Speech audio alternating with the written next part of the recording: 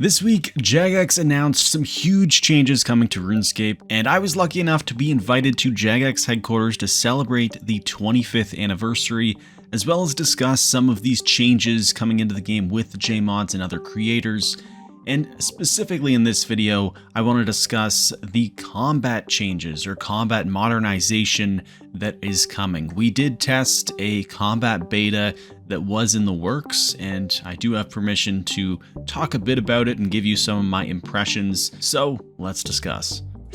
Before we go into too much detail, I do need to mention that the combat beta that we took part in at Jagex, it was a very early work in progress, and it was presented to us early for us to give some honest feedback to help guide development. I'd imagine there's still going to be a lot of balancing and changes to the playtest we tried, so do keep that in mind. So to start, let's look at the roadmap, and I do just want to talk about combat changes in this video, so we will just skip the early part. You guys probably saw the full roadmap and all of the exciting content, especially integrity changes that are coming to the game, and honestly, it's such a breath of fresh air to see all these amazing changes coming, so really excited about that. But with combat, let's scroll down. So combat style modernization. It is coming in February, so very soon.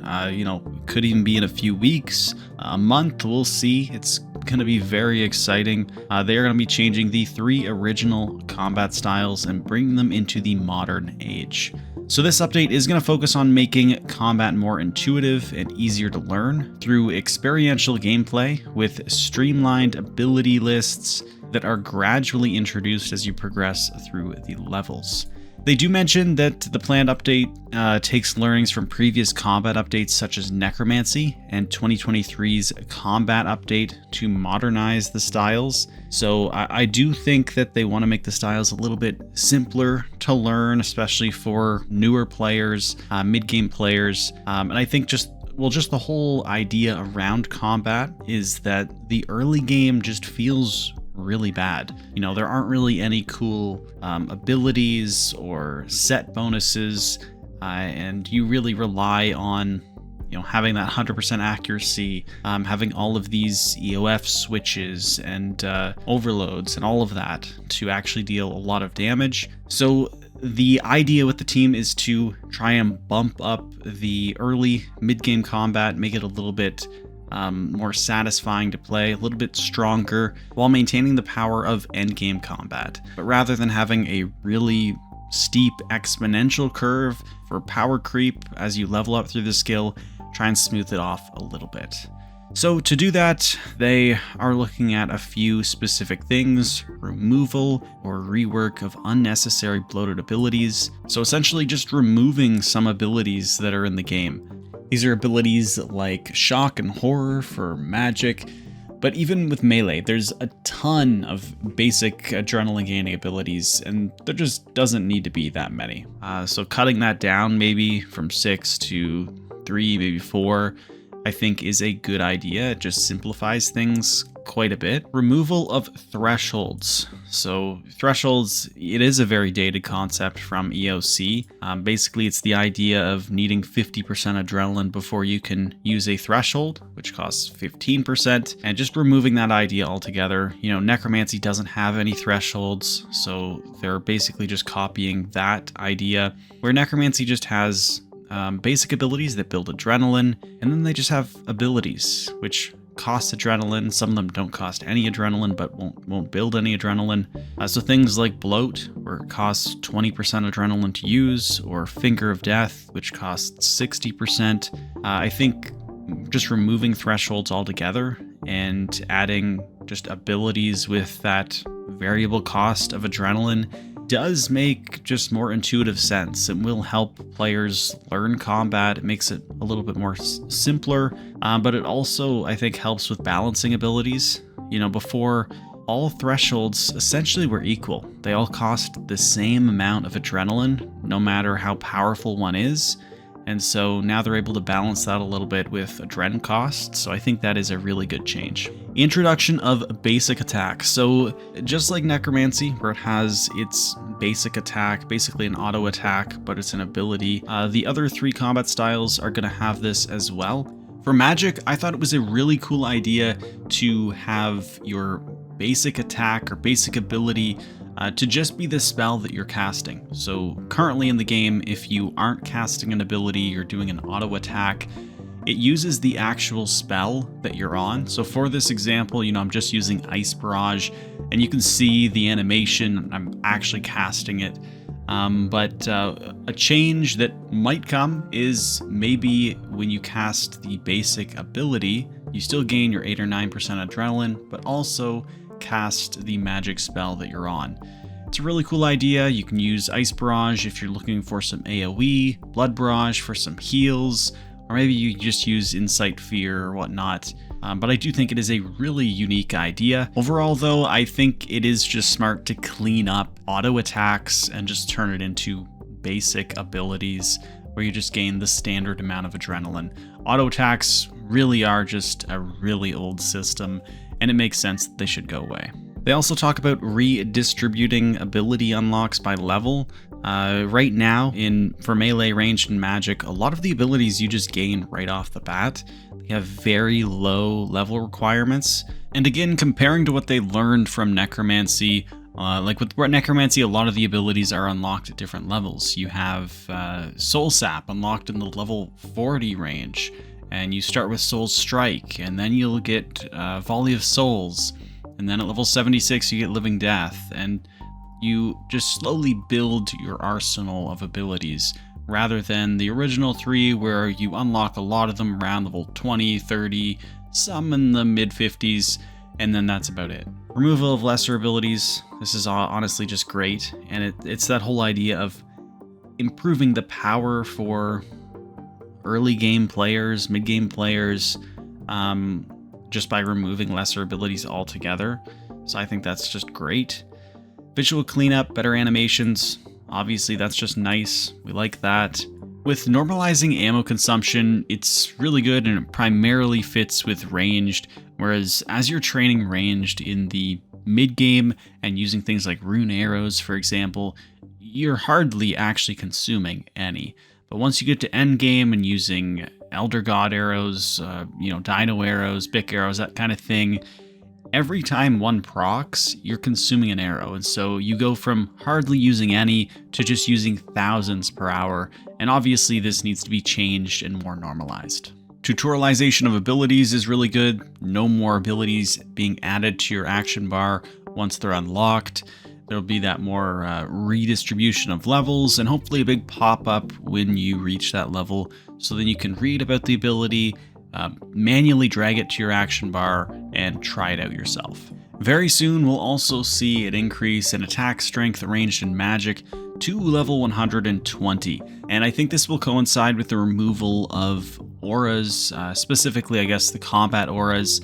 They're basically going to reduce the power that you had because you're no longer going to use these combat auras like Berserker, Reckless, Maniacal, Maharat aura, but you'll get that power from the 120 combats, and so they'll sort of offset each other. Solid food rebalance, this is really good. It was a part of the beta that we took part in, but it's just the idea that solid food, it costs 10% adrenaline to consume food, and so a lot of solid food rebalance. This is actually a really good change.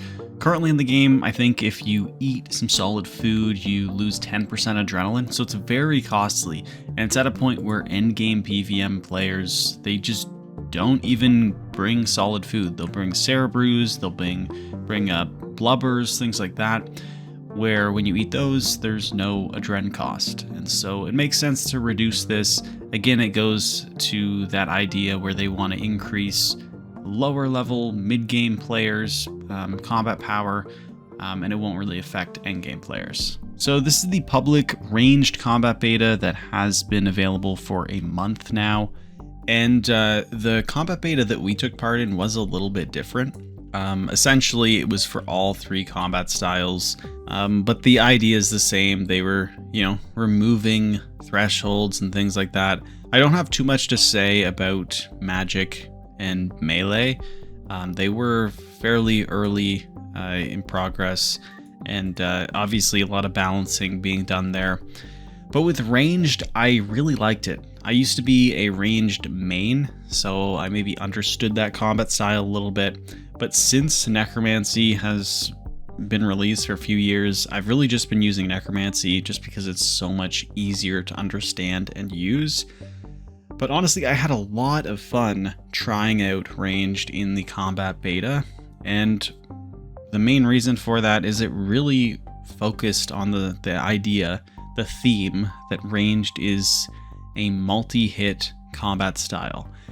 You really had a lot of synergies and benefits for every hit you landed on a target, and it has somewhat to do with the splintering shots ability.